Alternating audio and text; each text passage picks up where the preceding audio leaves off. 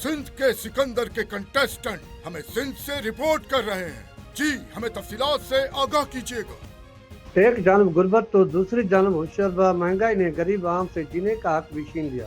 अब तो गरीब के साथ साथ मिडिल क्लास तबका भी बुरी तरह से परेशान दिखाई देने लगा। आटा, घी, चीनी, सब्जी सब कुछ महंगा, आवाम के पंच से दूर।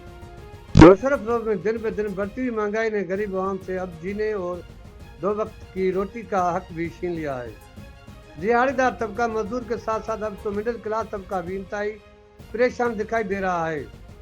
आटा, घी, चीनी और सब्जियां आसमान से बातें करने लगे।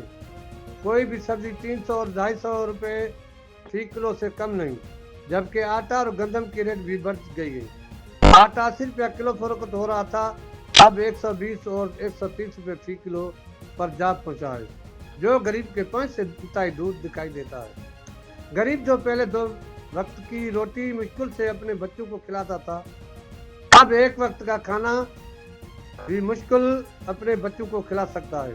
दूसरी जानब गरीब तबके का कहना है कि हुकूमत महंगाई को कंट्रोल करने में बुरी तरह से नाकाम हो चुकी है, जबकि मजदूर के आज भी दिहाड़ी हुई है जो 1 साल पहले थी।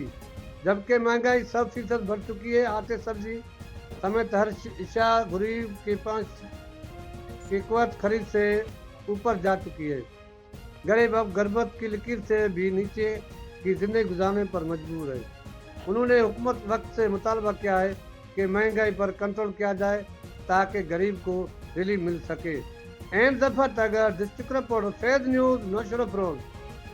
बहुत शुक्रिया हमें तफसीलात से आगाह करने के लिए। मजीद खबरें और अपडेट जानने के लिए देखते रहिए Faiz news network. Faiz news, Faiz सबके लिए।